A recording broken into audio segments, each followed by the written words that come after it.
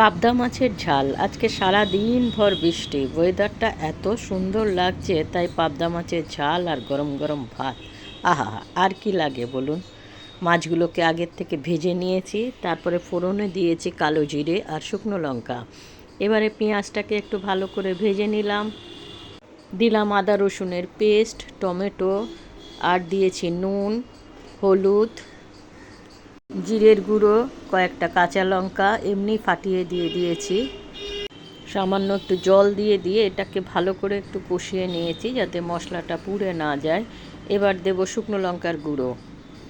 এখানে আমি red chilli ব্যবহার করিনি। এবার দিয়ে দিয়েছি আলু ভাজা, যেটা আমি মাছ ভাজার সঙ্গেই একসঙ্গে করে রেখেছিলাম তাড়াতাড়ি হবে বলে। এবার দিয়ে দিলাম জল। ভালো করে মশলাটা কষে গেছে, তেল ছেড়ে গেছে। এখন পরিমাণ মতন যে যেরকম খাবেন সেরকম জল দিয়ে দেবেন। মাছ ভাজাগুলোকে দিয়ে দিয়েছি। এবার আমি স্লো ফায়ার করে 10 মিনিট একটু ঢেকে দেবো এটাকে। 10 মিনিট পর উপর থেকে একটু ধনেপাতা ছড়িয়ে দিয়েছি। ব্যাস, গরম গরম ভাতের সঙ্গে পরিবেশন করুন। আর কি লাগে বলুন।